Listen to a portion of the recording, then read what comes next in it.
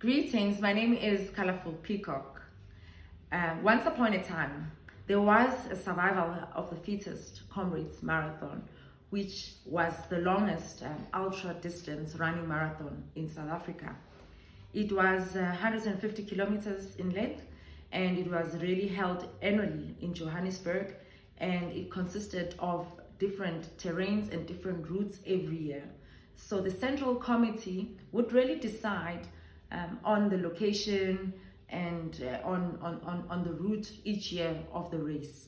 And the race really had different slopes, ascending, descending, and it would really be challenging during different times of the year, where it would be held in winter, in summer, and where there's torrential rains as well as extreme heat levels.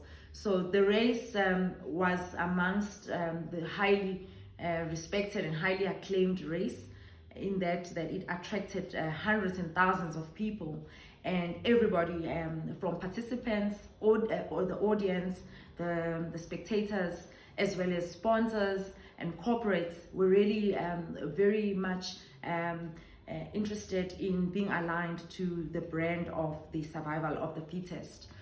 The media partnership, you know about it months before it is piloted on either radio, television, or print media.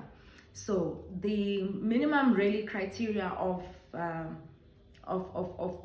participants was really looking at people who are over 18 years, who had a good track record in running marathons. So they would have to actually display some form of evidence and proof that they have run a basic marathon, which is 42.2 kilometers a year. And they would then have some qualifying certifications behind them. And they would also need to be medically declared fit for them to actually take this race for many reasons, but for more than anything, for safety reason.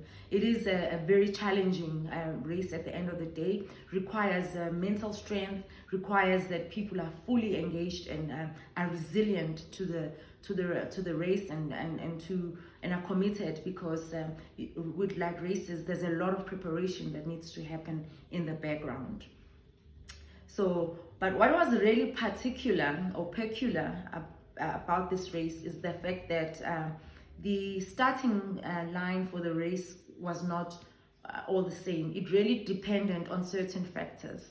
So the factors were really people who were economically privileged had a really good start, in that they started ahead of everybody else.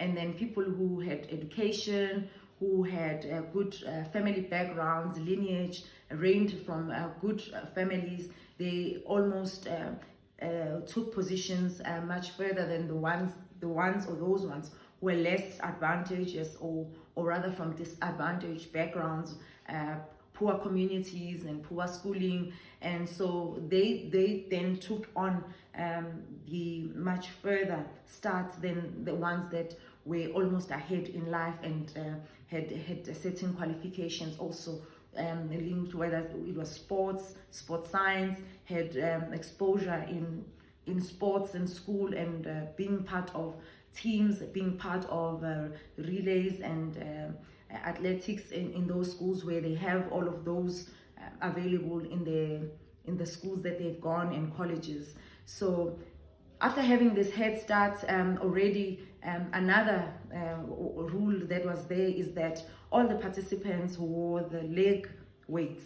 So the people that were ahead already, economically privileged, they wore leg weights of 500 grams each.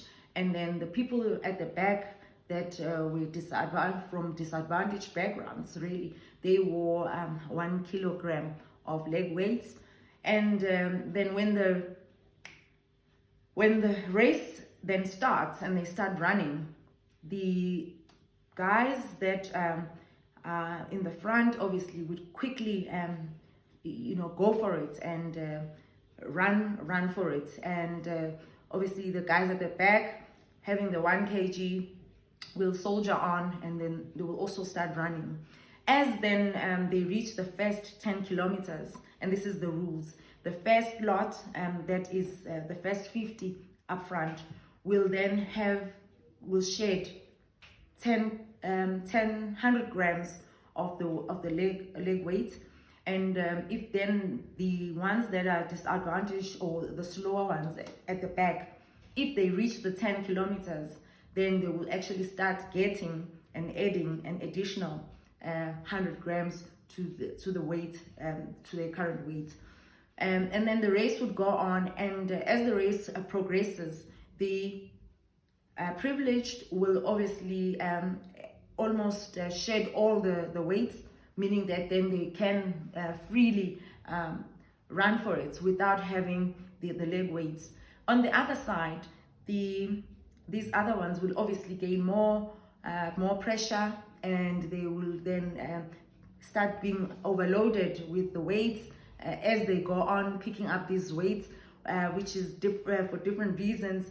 Others will decide along the way to quit, and others would go on and soldier on. As that happens along the way, the ones that are ahead, they are most closest to the finish line, and the ones that are at the back, the slower ones, are not even halfway. So the gap in between grows so wide that it really then creates a situation where the half is on the other side, and the other lot is on the other side, straight to the finish line. But then also, as this happens, this brings a bit of anxiety for the audience and the spectators, because they are not really fully aware of the complexities of the starting line, and they obviously want to support whoever they want to support, but it's also not clear for them how do they then support the people that they probably want to support, which may be the slower ones. Rush to the finish line, the most privileged goes for it, wins, gets celebrated, builds their names, and they become more successful. They are able to then take part of their winnings, give it back generously into their own communities, whilst then the slow runners, obviously then they would others mostly would not make it to the finish line. But for those that do make it to the finish line, when all asked how have they experienced the running through different mediums, they would always say that running really is like life itself, in that it has its own challenges. It is tough, and that only really the survival is really based on the mental strength, and also they do not always celebrate being amongst the few that really makes it across the finish line, but it does add up to their own character, and they are able to face life and take challenges for what they are. Thank you.